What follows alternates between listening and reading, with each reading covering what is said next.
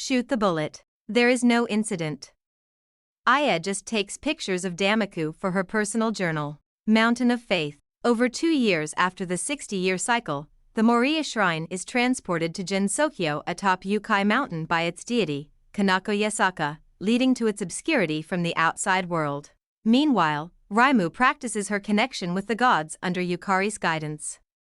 Despite declining human visitors, the Hakurei shrine sees plenty of Yukai visitors, resulting in overall declining faith. In autumn, a cloaked human visitor urges Raimu to shut down her shrine and allow the new shrine on Yukai Mountain to dominate Jinsokyo. Raimu and Marisa investigate, battling through fairies and encountering Shizuha Aki, the goddess of autumn leaves, and her sister Minariko, the goddess of the harvest.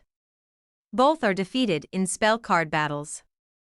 As they continue, they are ambushed by Hina Kageyama, the goddess of misfortune, who stockpiles and redistributes misfortune.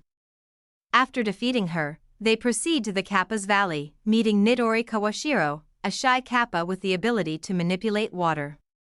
After a brief battle, Nidori is defeated, and the journey continues to the Waterfall of 9 Heavens. At the waterfall, they are attacked by Momiji Inubashiri, a white wolf Tengu with keen vision, and later encounter Aya Shimimaru, who explains the Moriya Shrine's activities. Aya engages them in a spell card battle, which she loses, allowing Raimu and Marisa to proceed to the shrine.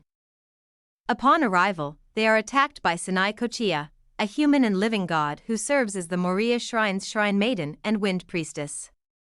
After defeating Sanai, they demand to meet the shrine's deity, Kanako Yasaka. Kanako, the goddess of wind and rain, wishes to become the goddess of the Hakurei shrine. Raimu and Marisa oppose this idea, leading to a battle.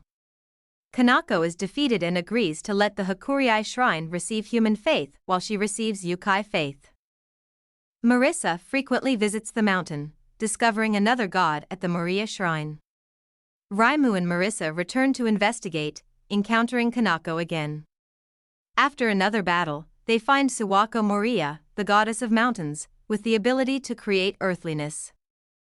Suwako, who once ruled a small kingdom and controlled a curse god called Miss Hagyuji, recounts her past conflict with Kanako, who wrested Suwako's steel weapons using divine powers, leading to Suwako's defeat and Kanako's nominal rule while Suwako remained the active deity. As human belief in eternity waned and technology advanced, Kanako's power diminished, prompting her move to Jinsokyo. Suwako views the previous battles as a Danmaku festival and engages in another spell card battle, where she is overwhelmingly defeated. She finds joy in the equality between humans and gods in battle and decides to stay in Jinsokyo, bringing an end to the Mountain of Faith incident. Scarlet Weather Rhapsody. A severe drought hits the shrine while the Forest of Magic experiences heavy rain. Yuko, known for making snow, is accused of suspicious behavior. She encounters Ikunagi, an orfish yokai with the power to manipulate lightning and raid the atmosphere. Iku, a messenger of the Dragon Palace, is believed to signal approaching earthquakes. After defeating Iku, Yuko ascends to heaven, a series of realms above Yokai Mountain, to Bava Agra. There, she meets Tenchi Hinanawi, a celestial with powers over the earth, similar to Suwako's, but Tenchi specializes in controlling natural disasters. Tenchi wields the Sword of Hisou, allowing her to identify and collect spirits. Originally named Chiko Hinanai, Tenchi was once a human serving the Nai clan. When the Nai family died, they were enshrined as divine spirits, leading to her ascension. However, due to lack of training, Tenchi is bratty and bored with heaven, preferring life on Earth. Tenchi believes Yuko wants to fight to restore the weather, but Yuko is indifferent. Suka climbs Yokai Mountain and encounters Aya, who tries to stop her. After a brief fight, Suka promises not to bother the Tengu. She then flies above the clouds and confronts Iku, who warns of an impending earthquake as the clouds thicken. Testing her strength, Iku fights Suka but is defeated. Suka continues her journey and meets Tenchi, who is surprised to see an Oni still roaming around. Suka declares her desire to claim a plot of heaven for herself. They battle, and Tenchi also loses. Now, Suka occasionally visits heaven. A few days later, Patchouli conducts tests and discovers that the weather is linked to people's emotions. To investigate further, she flies into the skies and encounters Iku and Tenchi, surrounded by scarlet clouds. After defeating both of them, Patchouli concludes that Suka must be the true culprit due to her ability to gather mist. Additionally, Patchouli finds it suspicious that Suka is in heaven at all. Another day, Reimu goes around, fighting Marissa, Alice, and Aya, thinking they know something about the abnormal weather. Aya offhandedly remarks that Raimu's shrine should collapse soon. The next day, Remilia is frustrated that she can't leave due to the constant rain, so she sends Sakuya out to bring suspects for her to fight. Meanwhile, Aya sets out to report on the strange happenings lately. Sakuya abducts people and Remilia fights before realizing they don't have any motive. Sakuya notices scarlet mist coming from people and suspects it might originate from the netherworld. After defeating Marissa, Yomu, and Yuko, she learns from Yuko that the source of the problem is on the mountain. Sakuya defeats Aya and then flies above the clouds, where Iku challenges her. Victorious, Sakuya meets Tenchi, who explains that heaven itself is a giant keystone that suppresses earthquake energy. Removing it would cause a massive earthquake. Tenchi also reveals that the scarlet mist is a result of her sword, which gathers people's temperaments and turns them into mist that manipulates the weather. She used the sword to stir people's spirits, or ki, into heaven, affecting the earth below. Upset that Sakuya doesn't fully grasp the incident, Tenchi fights her and loses. While Sakuya battles in heaven, a massive earthquake centered on the Hakuryai shrine erupts, completely destroying it. Marissa and Alice argue about the strange weather, and afterward, Alice visits the Hakuryai shrine. There, she mentions she knew an earthquake would occur, enraging Reimu, who attacks her. Reimu then fights Marissa, who claims ignorance of the earthquake, confusing Reimu. Ryzen arrives and urges Marissa to follow her to witness the scarlet mist and the unusual climate. Believing the weather might be clearer above the clouds, Marissa ascends Yokai Mountain, prompting Aya to attack her. Iku also blocks the path to heaven. Meanwhile, it is revealed that the quake that destroyed the shrine was minor, with a much larger one looming. Tenchi admits she caused the incident out of boredom, hoping someone would stop her. Ultimately, Marissa decides not to resolve the incident herself, leaving it to Reimu. While everything is unfolding, Alice infiltrates the Scarlet Devil Mansion to gather information, battling its residents. She concludes that the solution lies above the clouds and confronts Iku, thinking this will stop the earthquake. However, Iku reveals that Alice's assumption is incorrect. Tenchi, wanting to play like the yokai, challenges Alice but is defeated. Alice then attempts to get Reimu to investigate the situation at the shrine, but Reimu is too preoccupied with the shrine's repairs to help. Sakuya kidnaps Reimu, prompting Remilia to confront her. As they fight, Remilia realizes that the incident is much more serious than she initially thought, especially with the destruction of the shrine.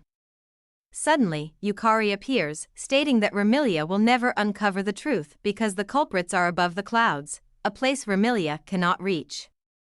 They battle, but ultimately, Remilia decides to let Yukari handle the investigation on her behalf. At the same time, Yomu notices that souls meant for nirvana are mysteriously vanishing. After defeating Yuko to gain permission to investigate, Yomu heads to the Hakuryai shrine, where a furious Reimu fights her. This gives Yomu the idea to check the Sanzu River. There, Komachi accuses Yomu of causing the phantoms to disappear by cutting them down, leading to a battle. Yukari arrives to guide Yomu to the real culprit, but first, they fight to raise Yomu's energy, helping her realize that the phantoms are rising above the clouds. Yomu defeats Iku and confronts Tenchi, who confesses to slaying the phantoms. Tenchi is punished, and as a result, the snowfall in the netherworld ceases, leaving Yuko disappointed. Marissa and Reimu meet and fight, prompting Reimu to finally investigate the strange weather. Reimu heads to Alice, where she uncovers that temperature changes are affecting the weather, leading to a battle. When Komachi appears, Reimu suspects her of controlling the weather due to the river mist surrounding her. After defeating Komachi, the weather clears up, but only around Reimu. Rima then flies up the mountain, tripping over Aya and Iku along the way.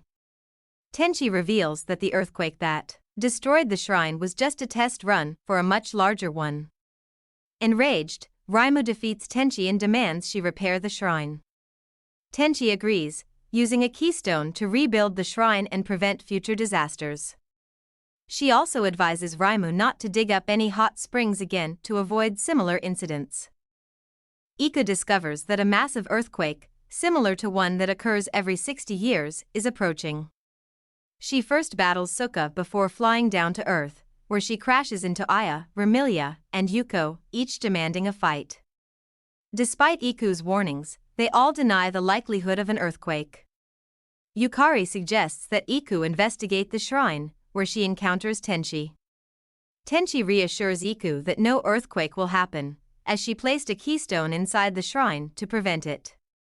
However, Iku deems this a reckless plan and decides that Tenchi needs to be disciplined.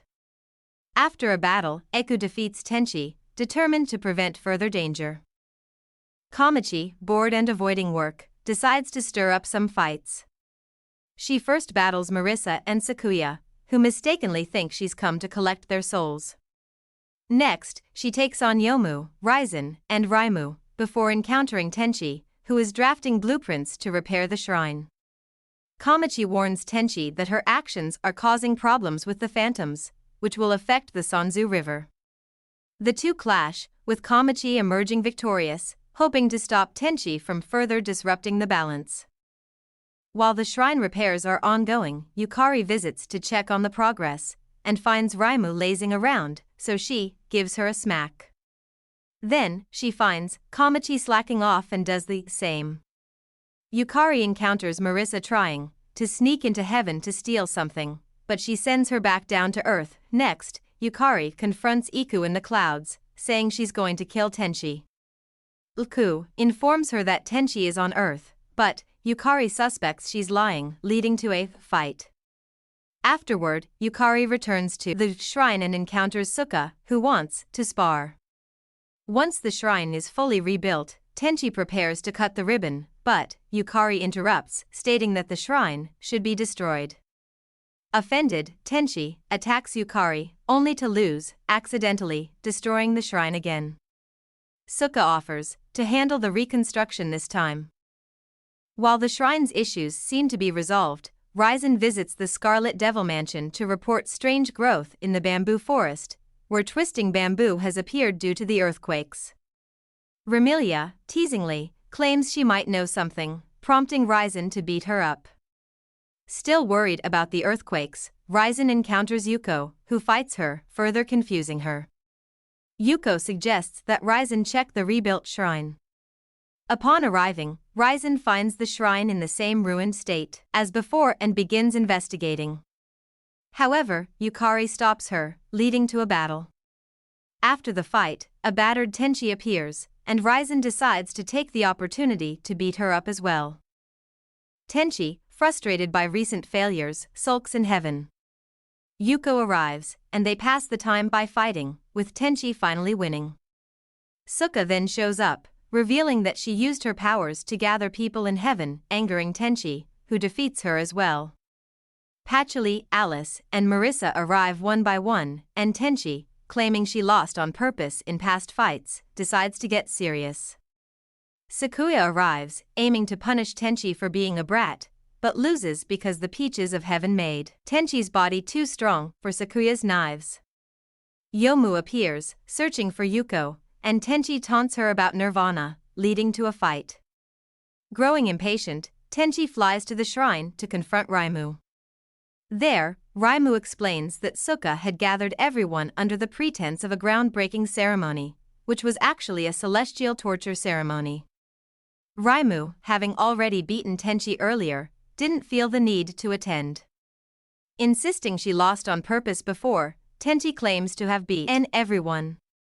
Raimu decides to fight Tenchi again, and Tenchi ultimately wins. Afterwards, everyone gathers for a party in heaven, finally giving Tenchi the excitement she wanted, and bringing the Scarlet Weather Rhapsody incident to an end. Subterranean animism. A few months after the last incident, strange weather has caused crop failures, and winter now blankets Gensokyo. Raimu Hakurai's shrine is newly rebuilt when a geyser suddenly erupts near the shrine, spewing terrifying spirits. Raimu and Marisa are initially excited about a new hot spring but soon realize something is wrong.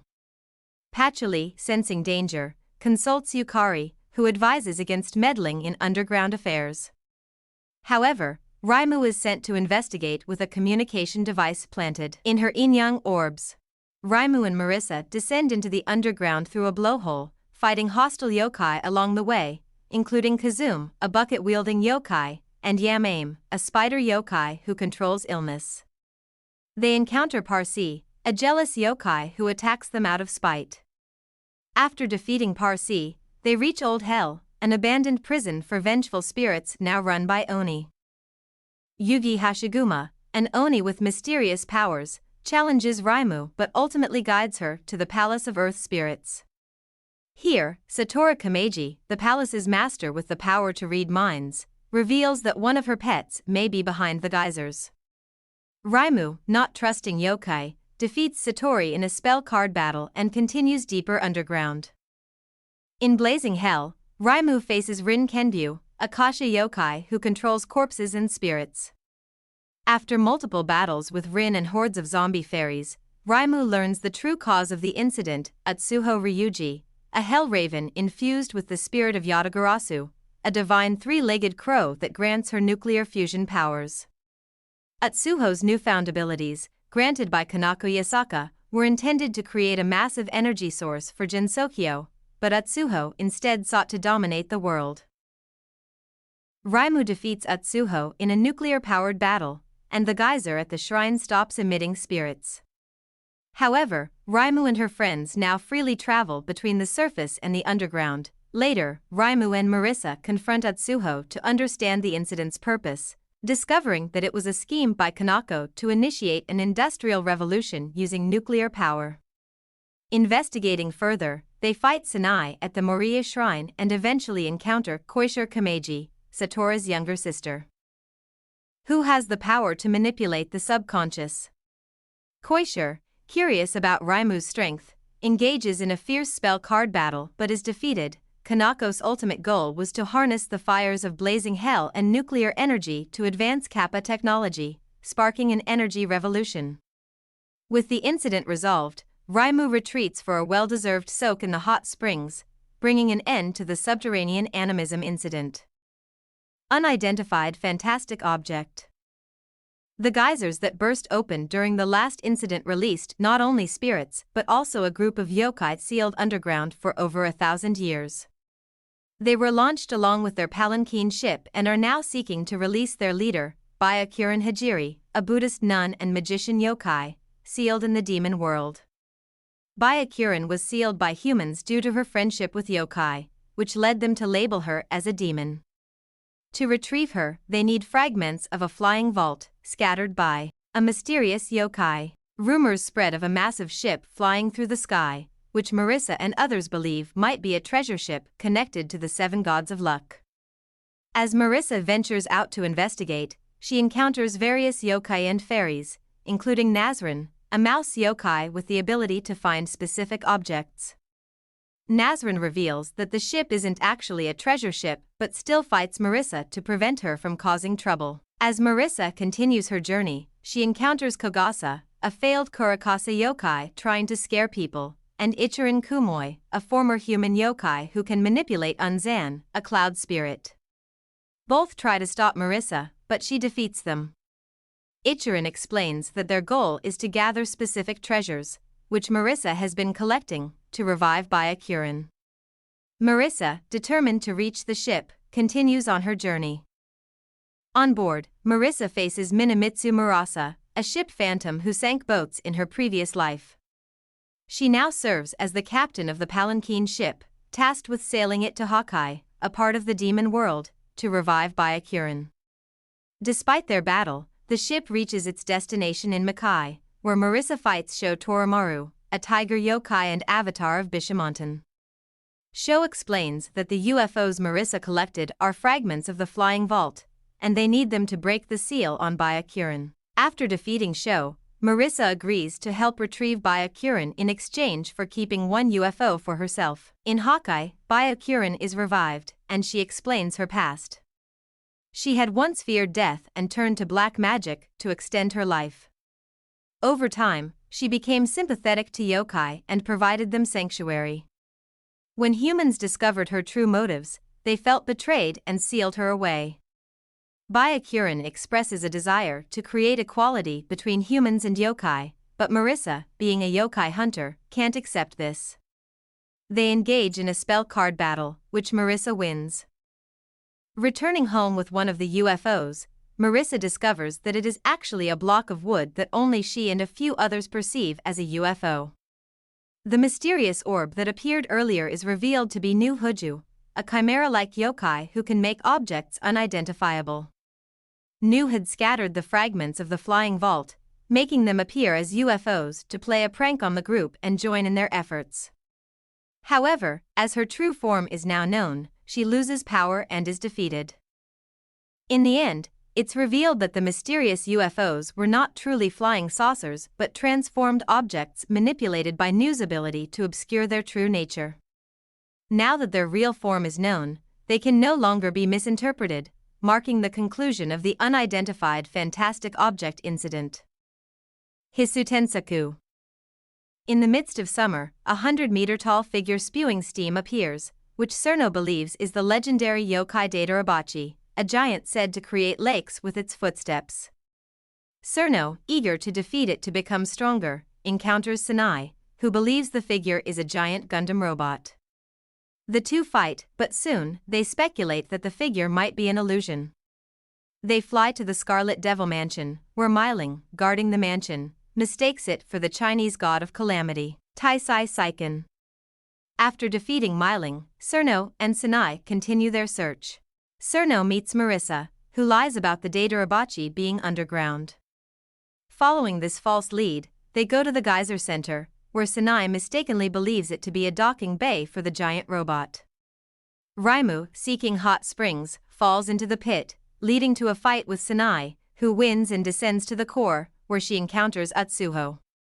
After a battle, Sanai wins again, but Cerno, overwhelmed by the heat, retreats. Suwako appears and explains that the giant is actually Hisoutensoku, a massive nuclear-powered doll created by the Kappa to promote their new stores. Sanai challenges Suwako to a fight for keeping secrets. Meanwhile, Cerno meets Alice, who summons her Goliath doll, but it is only 7 meters tall. Cerno's battle with this doll becomes a local legend over time. Myling, still focused on the idea of a calamity god, tries to warn Patchouli, but they fight when Patchouli is annoyed by the interruption.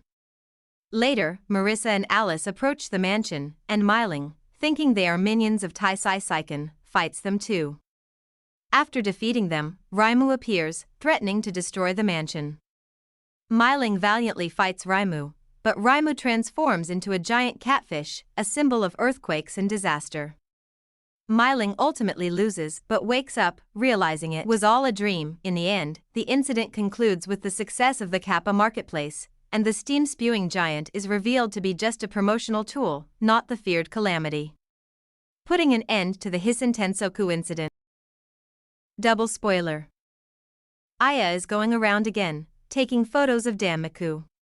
However, she's confronted by Hat 8 Heimkeo, another Crow Tengu reporter with the ability of spirit photography, otherwise known as photography, where she can take photos of places she isn't physically at. Due to this ability, she's a bit of a shut-in and relies on events that have already been heard about.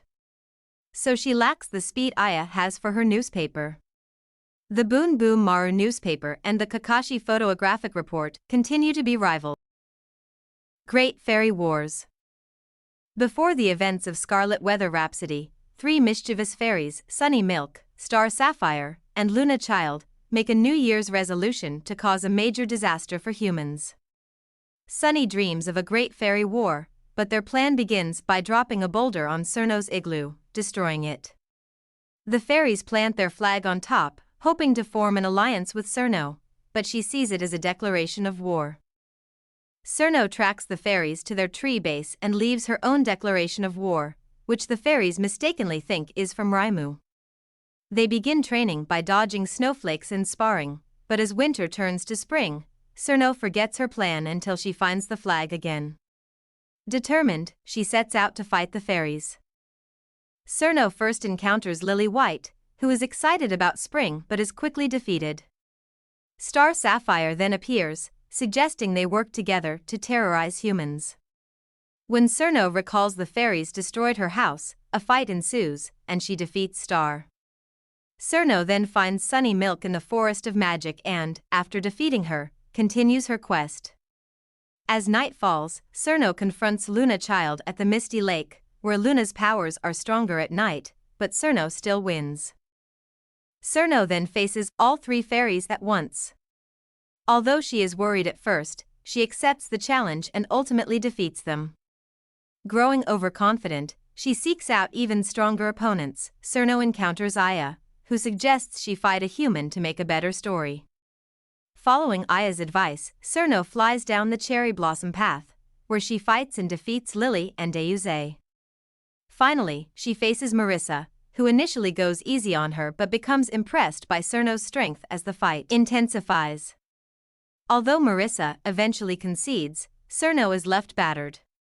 Marissa gains newfound respect for the Ice Fairy, and the event becomes a fun story to share among friends, marking the end of the Great Fairy. 10 Desires. In the spring of 2011, Raimu and Marissa are enjoying the cherry blossoms when they notice an influx of divine spirits, which are spirits born from strong emotions like desire and fear, eventually attaining godhood. Raimu and Marissa decide to investigate, while at the same time, Sanai at the Moria Shrine has also noticed the spirits and joins them. Meanwhile, Yomu in the Netherworld observes the strange behavior of the spirits, including her own, disappearing and reappearing. The trio embarks on a journey to solve the mystery. Their investigation leads them to the Netherworld, where they encounter Yuko. After a brief spell card battle, Yuko directs them to the Murin Temple Cemetery, hinting that the spirits are gathering there for a reason. On their way to the temple, they encounter Kyuko Kasadani, a Yamabiko yokai training as a Buddhist priest, who uses her sound-reflecting abilities to challenge them but is ultimately defeated. Continuing their journey, they encounter Yoshika Miyako, a Kyanchi, reanimated corpse, and her master, Seiga Kaku, a wicked Taoist hermit. Seiga reveals that the spirits are gathering for the revival of a powerful figure sealed in the mausoleum beneath the Murin Temple. As they venture deeper into the mausoleum, they face Soga no Tajiko, a ghost with the ability to control thunder, and Mononobe no Fudo, a Shikazen, immortal hermit, with the power to manipulate feng shui. Both are ancient figures who served a significant person in Japan's history, the Crown Prince, Toya Satomimi no Miko. Known in history as Prince Shotoku, Miko was a legendary Buddhist politician over 1,000 years ago. Even as a child, she displayed exceptional intelligence and insight, often offering advice to adults. She sought immortality, believing that humans should not accept the inevitability of death. While publicly a Buddhist, Miko secretly practiced Taoism under the guidance of Seiga Kaku, who introduced her to Taoist immortality techniques. Miko's quest for immortality took a toll on her body, especially after using cinnabar, a poisonous substance, which led to her eventual death. Before her passing, Miko decided to become a Shikazen, faking her death and sealing herself in the mausoleum until Buddhism waned. However, Buddhism remained strong for over 1,000 years, and her mausoleum was sealed until now. When Miko finally revives, she demonstrates her powerful abilities, including the power to listen to 10 conversations simultaneously, which made her ears highly sensitive, requiring her to wear earmuffs. Miko also wields the Shurchisei Ken, 7-star sword, and a shaku, a tablet used for keeping records. During a climactic battle, Miko, aided by her loyal servants Futo and Tajiko, faces Raimu, Marissa, and Sanai but is defeated. With her revival, Miko now resides in Senkai, a realm created by Saiga. The incident concludes with Mamaza Futasua, a baked tanuki yokai called in by Nu, who also battles the heroines before deciding to remain in Jinsokyo out of curiosity for future events. The story closes with the girls reflecting on the incident, recognizing the growing tension between Buddhism and Taoism in Jinsokyo, and the rivalry between Byakuren and Miko bringing an end to the divine spirits in Hopeless Masquerade. Over 2 years have passed since Miko resurrected in Jinsokyo. Now, in the summer, the human villagers have become lethargic and hopeless, seeking solace in religion. Raimu, Byakuren, and Miko all see this as an opportunity to expand the influence of their respective religions, Shinto, Buddhism, and Taoism. Raimu seeks popularity for Shintoism, while Marissa joins in for the fun of it. Byakuren fights to promote Buddhism, and Miko, along with WHOOOO, champions Taoism. Even Nidori gets involved, fighting for customers, while Koishiro wanders aimlessly into battles. Mamizu, ever the trickster, just wants to put on a good show. The girls engage in battles before large crowds to gain popularity, but after defeating Mamizu, she reveals that the crowd was composed entirely of tanuki. She then directs the heroine to the human village, where the true problem lies: something is draining the villagers' hope. Upon arriving, the heroine meets Hata no Kokoro, a Menriki, a yokai composed of Gigaku play masks, each representing a different emotion. Kokoro has recently lost her mask of hope, which explains why the villagers have drained of that emotion. Kokoro accuses the heroine of stealing her mask, leading to a fight. After the battle, Kokoro creates a temporary mask of hope from the encounter, but it will only last 10 days. The original mask, it turns out, was taken by Koishiro, who refuses to return it. This sets up a rivalry between Kokoro, a being of pure emotions, and Koishiro, who has none. Miko then reveals that she was the original creator of Kokoro's masks and offers to defeat her and craft a new mask of hope. After Kokoro receives the new mask, Mamizu checks in with the others about Kokoro's progress. Byakuren claims Kokoro has been training at the temple, while Raimu reveals Kokoro has been visiting the shrine, still searching for the original mask of hope. When Kokoro arrives, she explains that the new mask worked too well, overshadowing her other masks, reducing them to mere objects. This leads Mamizu to help Kokoro discover her own emotions and identity. Kokoro begins fighting others to study their emotions and claim the title of the strongest. She eventually defeats Koishiro, but realizes she no longer needs the mask of hope, as she has developed emotions of her own. Frustrated by how the religious leaders are exploiting the villagers' hopelessness for personal gain, Kokoro decides to challenge all 3 of them at once. Kaisen, at first concerned about the religious conflict, soon realizes that the humans are more interested in betting on the outcome than in the actual religious dispute. After the final battle, Kokoro stages a series of no-style plays at the Hakurei Shrine, inspired by the recent events. Her play, titled Chinkuro, lifts the spirits of the human villagers and proves profitable for the shrine, bringing an end to the hopeless masquerade incident.